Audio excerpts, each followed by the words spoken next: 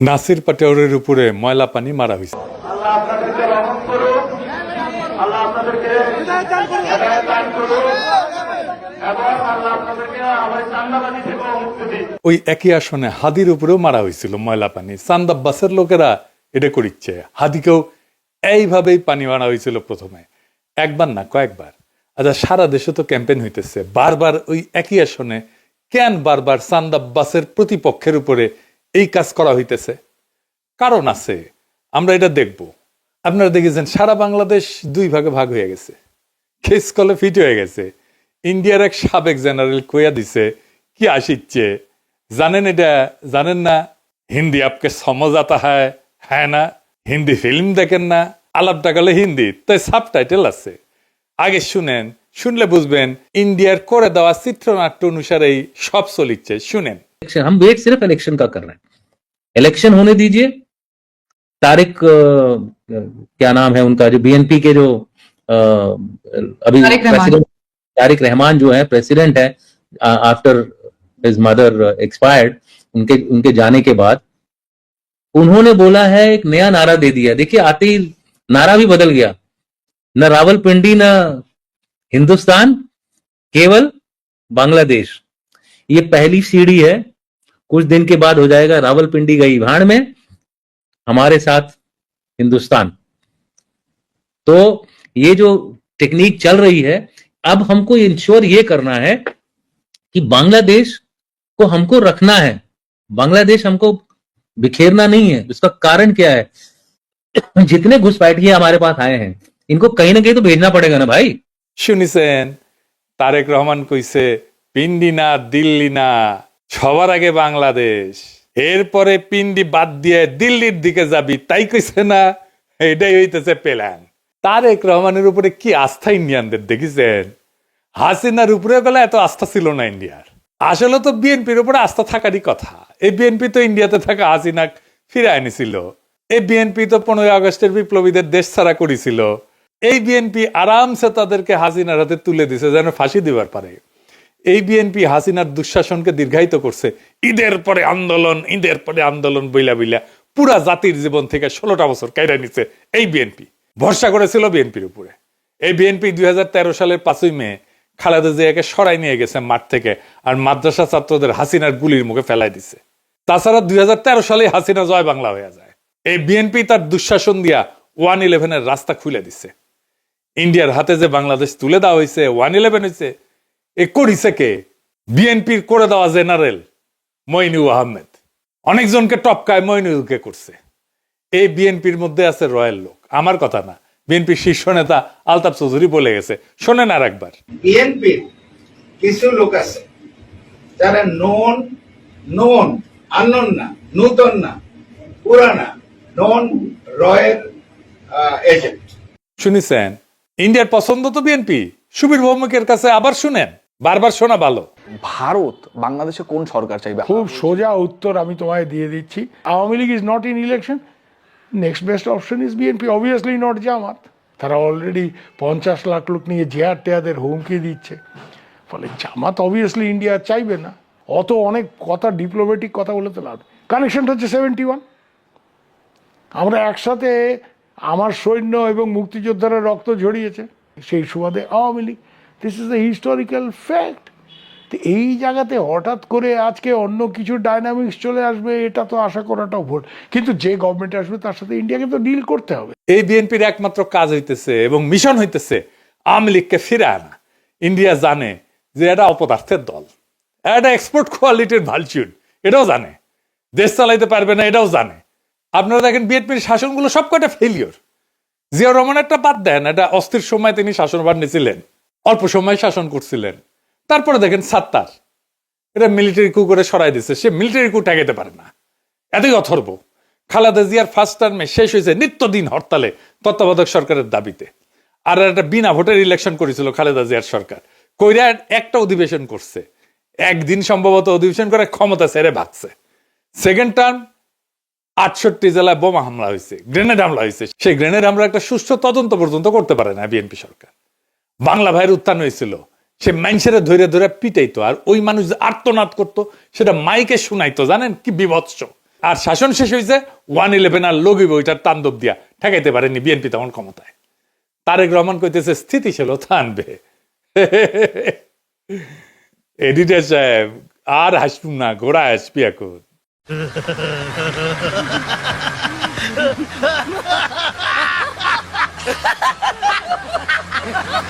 এই বিএনপি স্থিতিশীলতা আনবে কোন তরিকা আনবে? তারেক রহমানের হাতে কি জাদু আছে? তাহলে ওই শাসনে স্থিতিশীলতা ছিল না কেন? বিএনপি শাসনে বাংলা ভাই কেন হইল? র‍্যাব সৃষ্টি কে করছে? বিএনপি। তো এই ক্রস ফায়ারের হত্যাকে কে প্রাতিষ্ঠানিকভাবে প্রতিষ্ঠিত করছে? বিএনপি করছে। এইটার স্থিতিশীলতা বলে? এই যে দেখেন নিজেদের মিটিং, নিজেদের মধ্যে মারামারি। প্রধান আকর্ষণ এবং এই বাংলার 18 কোটি লোকের হৃদয়ের মনি ছিলেন তিনি। জনাব তারেক রহমান। দেখেছেন? দেখেন তারেক রহমানের উপস্থিতিতে মারামারি।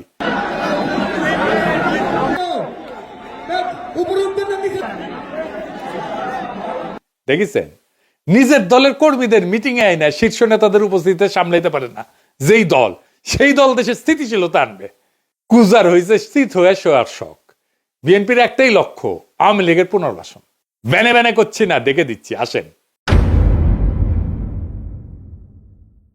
আমরা আগে দেখতাম না মুখ ফুসকায় বিএনপির সবাই জয় বাংলা স্লোগান দিত।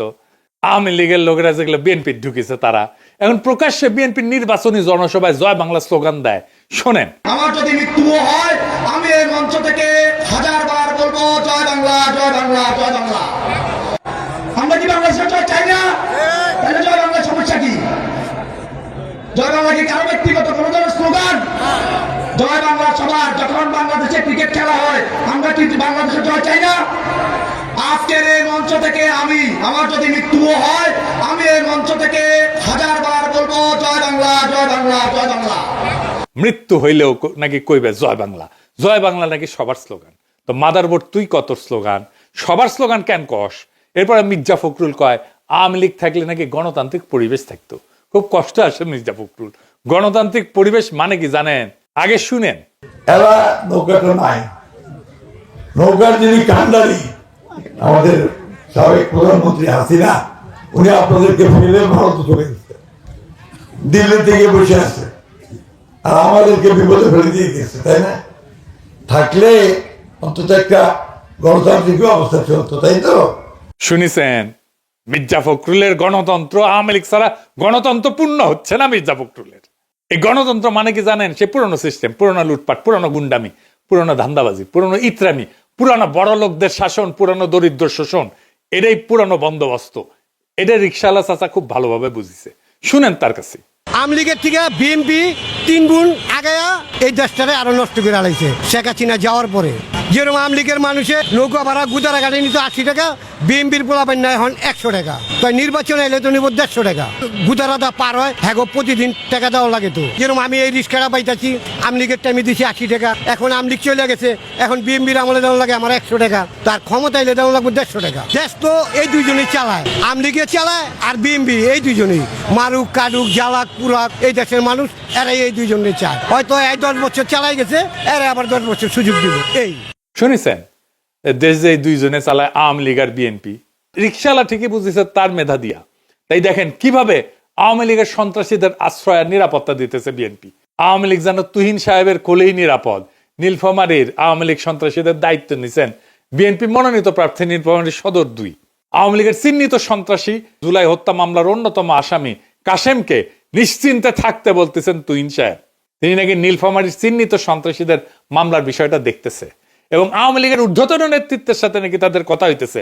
ব্যানে ব্যানে করছি না, শুনেন। আসসালামু আলাইকুম, কেমন আছেন কাসেম সাহেব? জি ভালো আছেন? দোয়া করেন। আলহামদুলিল্লাহ, আমাদের জন্য ওয়ার্ক করতেছে ভাই। আলহামদুলিল্লাহ, ধন্যবাদ। হয়তো আওয়ামী লীগের আমাদের ওয়ার্ক করতেছি লোকরা প্রার্থী নিয়ে ভোট করছিলেন। আমরা তো ভাই 8টা মামলা মগন জেলখাটি বাইর হয়ে আসলাম।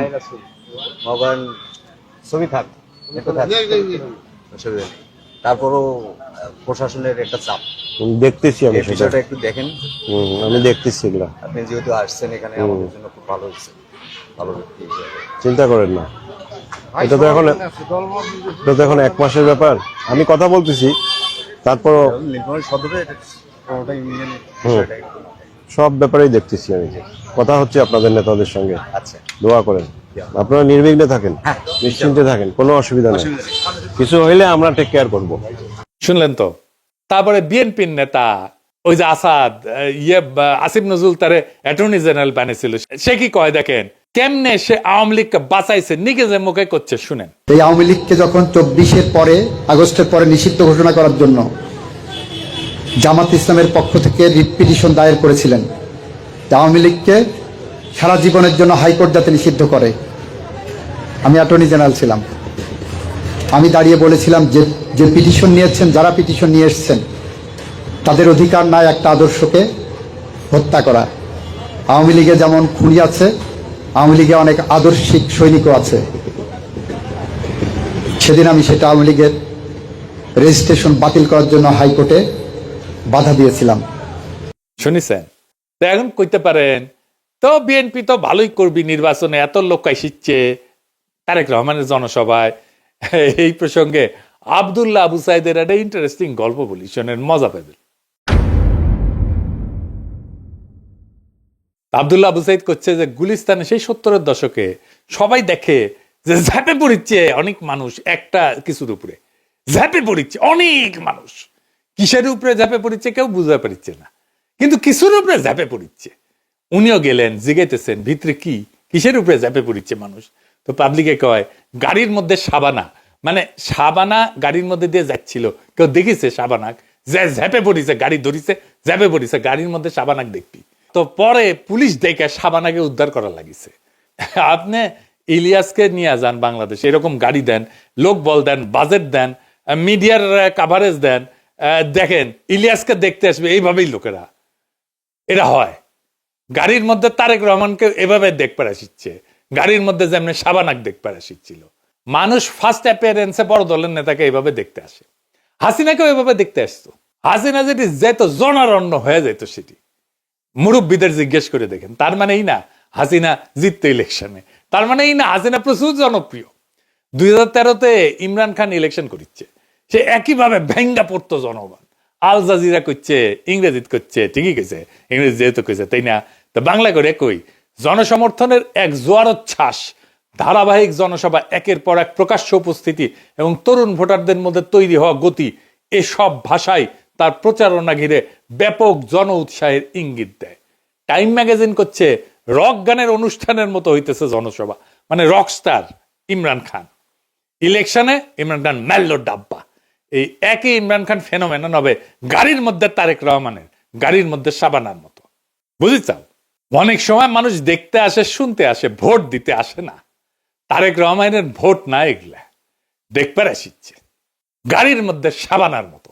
যে প্ল্যান করিছে সবই তো দেখেছেন, আরো দেখামো ওই সমস্ত প্ল্যান নাকি বাস্তবায়ন করতে হইলে তারেক রহমানের দরকার মানুষের নিরাপত্তা আর দুর্নীতি কমানো। আবার দেখেন নিজেদের দলের লোকেরা নিজেদের দলের উপরে কেমনে ঝাঁপে পড়ে। কুমিল্লা 4 আসনের মঞ্জুরুল হাসান মুন্সির ছেলে রিজভী কেমনে প্রতিপক্ষকে ফাঁসাইতে কইতেছে, শোনেন, কোপাইতে হবে, শুনেন। আইনি সহযোগিতা আর্মিতে, পুলিশে মামলা করো, খালি এমনি এমনি মামলা করলে হবে না, 326 লাগবে। 326 যদি তোমার না করতে পারো, একটা হিরিঞ্চি লও, আর 1000 টাকা দাও, আর হাতে কোপ দাও, 8-10টা সিলি দাও, 326 করা। রিমন সুমন মতিন বাল ফাল যা আছে সব গুলাকে ধরে লাগবে, এইটা করো। কিন্তু 326 মিনিমাম আর ওভার, নাহলে কিন্তু মামলা করার লাভ নাই। চট্টগ্রামের রাউজানে বিএনপি কর্মী বাড়ি থেকে বিপুল পরিমাণে অস্ত্র উদ্ধার, দেখেন। চট্টগ্রামে এক বিএনপি কর্মীর বাড়িতে গভীর রাতে অভিযান পরিচালনা করে বিপুল পরিমাণে দেশি বিদেশি অস্ত্র, গোলাবারুদ ও মাদক উদ্ধার করেছে র‍্যাব 7। এ সময় ওই বিএনপি কর্মী সহ 2 জনকে গ্রেফতার করা হয়। ওরা যে ভোটে কারচুপি করবি ওটা কিন্তু ঠিক হয়ে আছে। এই যে শরীফ বিএনপির প্রার্থী, ওর আপন খালাতো ভাই, ওর নাম বোধহয় অল্টু, জনগণকে উদ্দেশ্য করে করছে যে এমপি তো আমরা হবই, আপনারা কেউ ভোট না দিলেও আমরা এমপি হব। শুনেন, এমপি তো আমরা হবই, আপনারা কেউ ভোট না করলে আমরা এমপি হব। ওই আবার আলমডাঙ্গা এই উপজেলা বিএনপির নাকি বর্তমান সাধারণ সম্পাদক। তার মানে ভোটের দিন কি করবি আগে জানিয়ে দিল। দেখিসাও, এইগুলো হচ্ছে plan. I have a plan.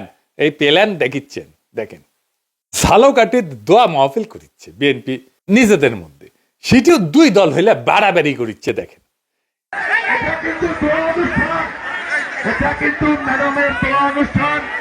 Nalchity উপজেলা বিএনপি কর্তৃক আয়োজিত আজকে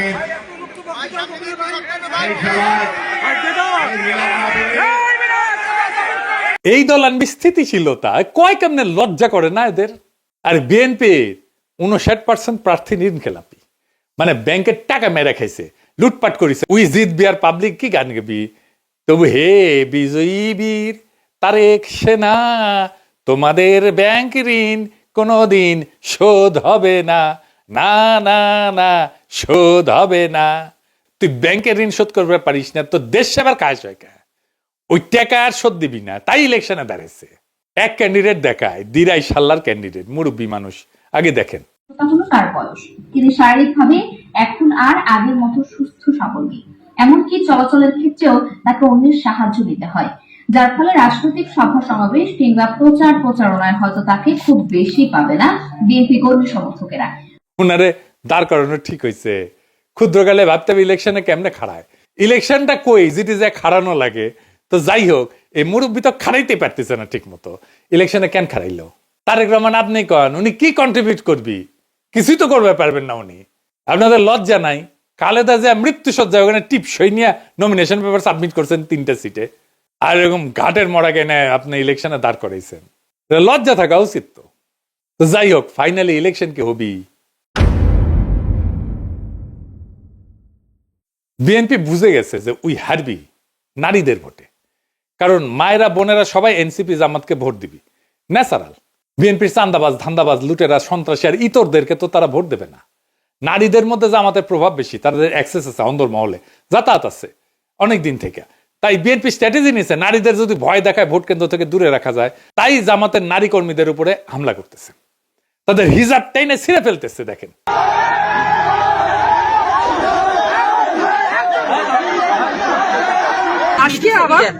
আজকে আবার ওই যে ওই মহিলা আমাদের কর্মী ঢোকার কারণে ওনারা এক পর্যায়ে বোরখা খুলি নেন, আবার হিজাব খুলে এসে দেখলাম যে হিজাব খোলা বা হিজাব কার মুখে আছে খোলো। তো এই ঘটনা থেকে শুরু হয়ে এখানে 2-3টা মোটরসাইকেল ভাঙচুর হলো, আবার বাড়ির ভিতরে কিছু ইট পাটকেল মারলো, বাড়ির ভিতরেও দেখলাম 2টা মোটরসাইকেল।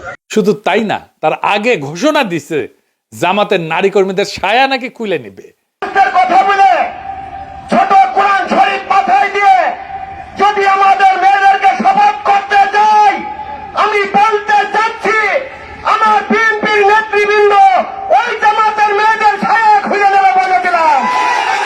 যদি আবার আপনারা গ্রামে লাগান, সি সি সি সি সি তারেক রহমান সি, এই সমস্ত ইতরদের নেতা আপনি, ইতরদের গডফাদার আপনি। এই ইতরদের দেশ চালাইতে দেবেন আপনারা? এই ইতরদের আপনি ক্ষমতায়িত করবেন নাকি দেশ থেকে বিতাড়িত করবেন পাছায় লাথি দিয়া হাসিনার মতো? এদের 12ই ফেব্রুয়ারিতে ব্যালটে জবাব দিবেন। এদের বিতাড়িত করতে হবে বাংলাদেশ থেকে।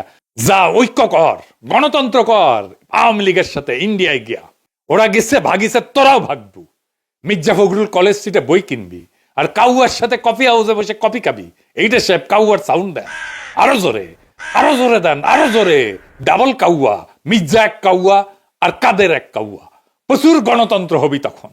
তবে ইন্ডিয়া তার প্ল্যান কলে ফাইনাল করে ফেলেছে, কেমনে সে খেলবি জানেন। এটা আসেন, এটা নিয়ে আলাপ করি। আপনারা জানেন যে সে ইন্ডিয়া বাংলাদেশে তাদের দূতাবাসের কর্মকর্তাদের পরিবারদেরকে সরাই নিয়ে গেছে, আর তাদের বাংলাদেশ দূতাবাসকে নন ফ্যামিলি পোস্টিং হিসেবে ঘোষণা করেছে।